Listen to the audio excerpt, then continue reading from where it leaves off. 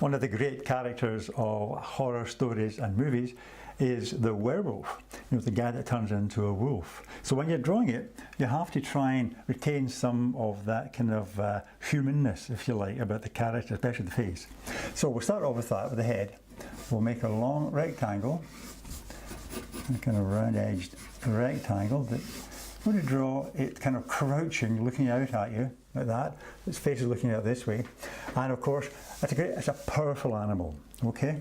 Oh, by the way, the ears would be probably in about here, that kind of situation there, okay? Now, as I say, powerful animal, so great big shoulders, great, powerful, muscular shoulders coming down like that, and the chest area there. See that? Almost bull-like in its appearance, right? And the back would come in like that, a bit more, say, slender, if you like, come in like that.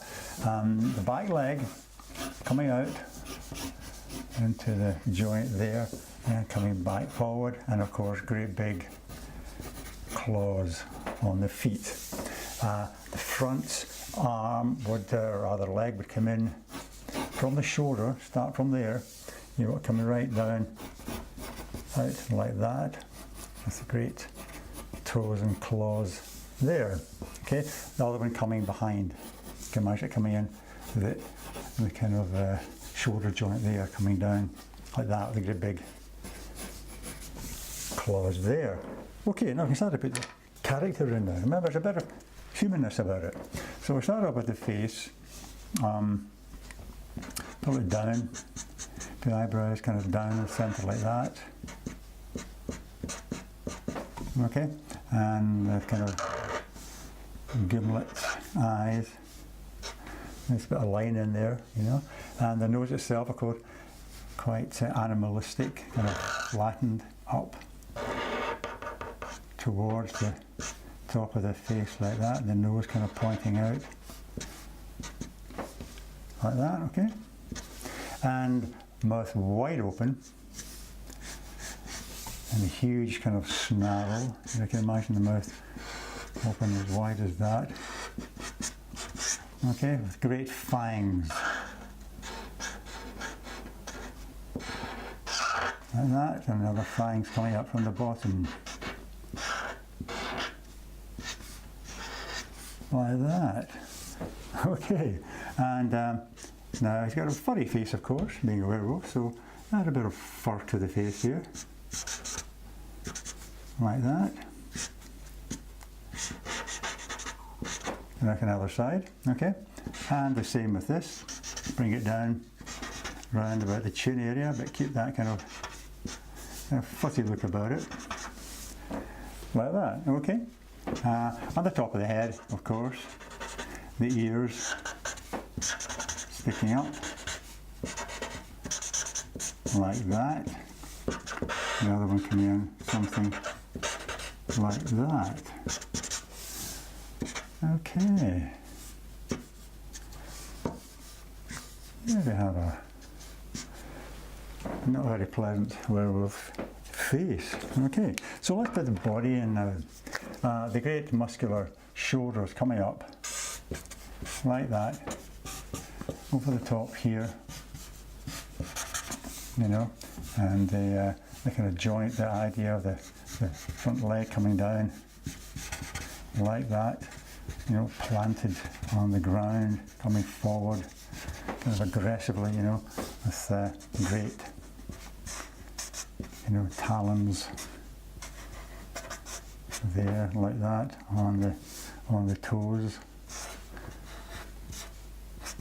Okay, and then I'm maybe coming in towards you like that.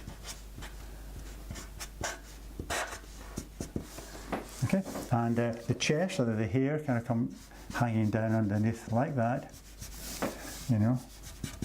Get that kind of sensation of this, the hair on the chest coming down, and other leg coming in behind there. Again, make sure you draw in these great curved claws, talons like that. make a feature of that.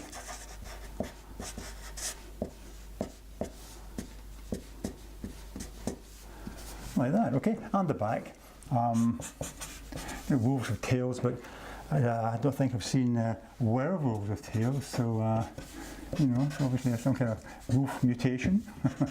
Right, so we bring the back leg in like this, coming down. Again, use these short lines for the hair, and again, great talon shapes coming in like that, looking more like that as it comes towards you. Okay, and the other leg, probably just see a little bit of it coming in at that kind of point there. It might actually come in behind here, just maybe appearing in there, something like that. I wouldn't see very much of it.